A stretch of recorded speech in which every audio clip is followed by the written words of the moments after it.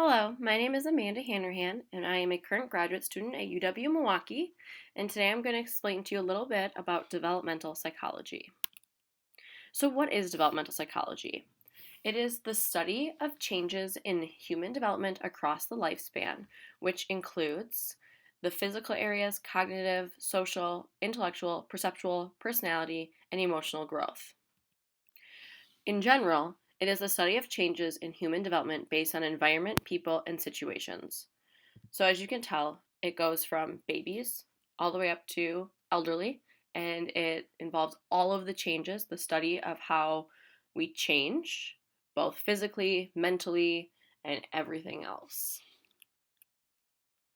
So now if you go into development psychology, there are a couple different jobs you can obtain. You can go into teaching or research, which you can do within academia, at different government agencies, or as a statistician. You can also go into the applied fields, and you can work in the government, in education, in healthcare facilities, assisted living facilities, and mental health hospitals. So, in order to work in the field of developmental psychology, most people have a PhD. And the requirements for getting into a developmental psychology program is foundational courses in psychology. Recommended undergraduate courses are like developmental psychology, intro to statistics, other things that pertain to the area in which you want to go in development. So if you want to work with an older population, having work with older adults, or if you want to work with children, having work in education or with the youth would be beneficial. Additionally, the GRE is required, but minimum scores will vary by the university. It is typically recommended that you take the GRE the spring of your junior year of undergrad, so that if you have to take it again, you have plenty of time before applications are due the following December.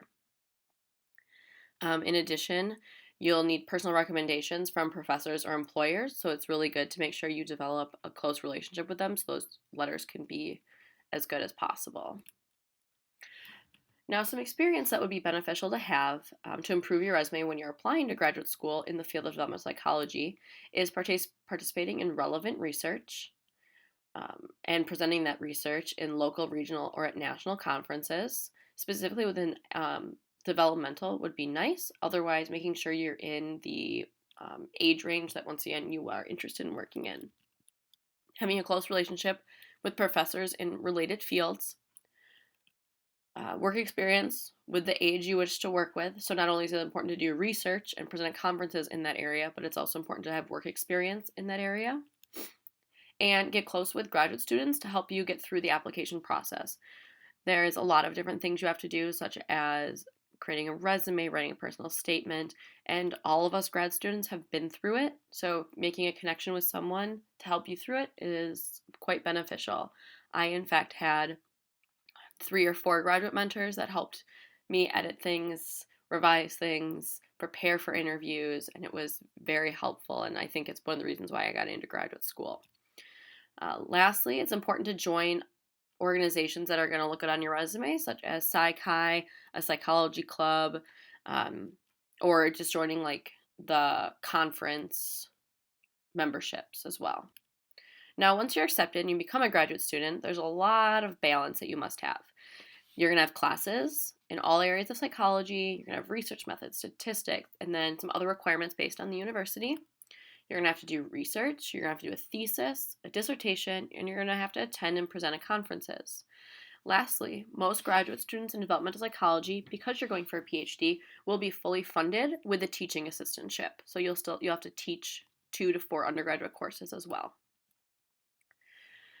Now, at UWM, we don't have a developmental psychology program within our psychology department. However, at UWM, within the educational psychology department, we have a learning and development, which you can still learn about development and you can still work in some of those fields we discussed earlier, as well as going to school psychology and get the PhD that route. And then you can still work with in education or in other community settings.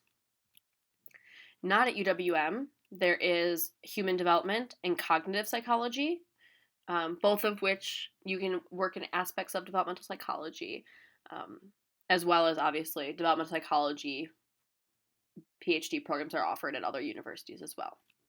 Now, if you have any questions, you can go ahead and contact me. My information's on the screen.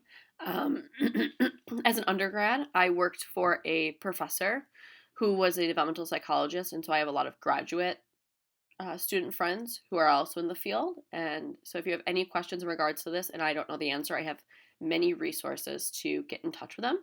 So don't hesitate. Drop me an email and we will get all of your questions answered. Have a good day.